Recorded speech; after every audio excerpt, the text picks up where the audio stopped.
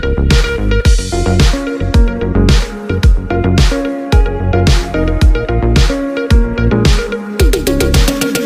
તાલુકાના ગ્રામ્ય વિસ્તારો અને શહેરી વિસ્તારમાં લોકોના આરોગ્ય સાથે ચેડા કરતી પેપ્સીનું ધૂમ વેચાણ. પ્રાપ્ત વિગત અનુસાર કાંકરેજ તાલુકાના વેપારી મથક થરા ખાતે પ્લાસ્ટિકની થેલીઓમાં ભરાઈને જુદા જુદા માર્કોવાળી અલગ અલગ ફ્લેવરના પેપ્સીનું ધૂમ વેચાણ કરવામાં આવી રહ્યું છે. ત્યારે હવે સિહોરી બજારમાં ગાડી ભરી થરાથી 2 ફેક્ટરીમાંથી માલ મૂકી લોકોને ઝેર પીવડાવી રહ્યા છે.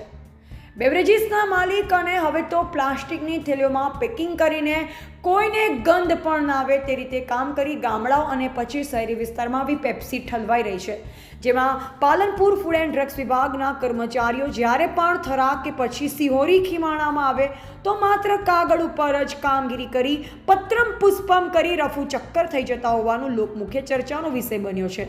જો કે ડીસા ખાતેથી તેલ અને મરચું પાવડર, હળદર જેવી ખાદ્ય પદાર્થોનું ભેળસેળવાળી વસ્તુ બિલડી સહિત કાંકરેજ તાલુકામાં મોટા પાયે ઠલવાઈ રહી છે. જેમાં સૌથી અગત્યની બાબત વિશે વાત કરીએ તો સિહોરીના એક જાગૃત નાગરિક દ્વારા લેખિત રજૂઆત કરવામાં આવી હતી, જેમાં ડીસાના તેલની મિલમાં રેડ કરી નાટક કરાયો હોવાનું કહેવાય છે અને જે તે મિલ માલિક સામે કડક કાર્યવાહી કરવામાં ન હોવાનું કહેવાય છે. ત્યારે હવે કાંકરેજ તાલુકાના મુખ્ય મથક સિહોરી ખાતે બજારમાં ઉનાળાની કાળઝાળ ગરમીમાં રાહત આપે ઠંડા પીણાનું વેચાણ કરી રહ્યા છે.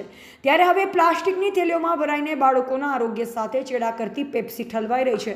ત્યારે તંત્ર દ્વારા તાત્કાલિક અસરથી જે તે પેપ્સીના કારખાના ઉપર તપાસ કરવામાં આવે તો ઘણું બધું રેકેટ બહાર આવી શકે તેમ છે.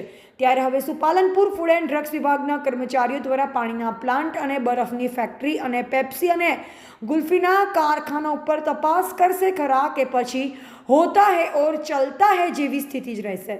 જો કે મળતી માહિતી મુજબ એક જાગૃત નાગરિક દ્વારા તપાસ કરવામાં નહીં આવે તો ઉચ્ચ કક્ષાએ રજૂઆત કરવામાં આવે તો નવાઈ નહીં.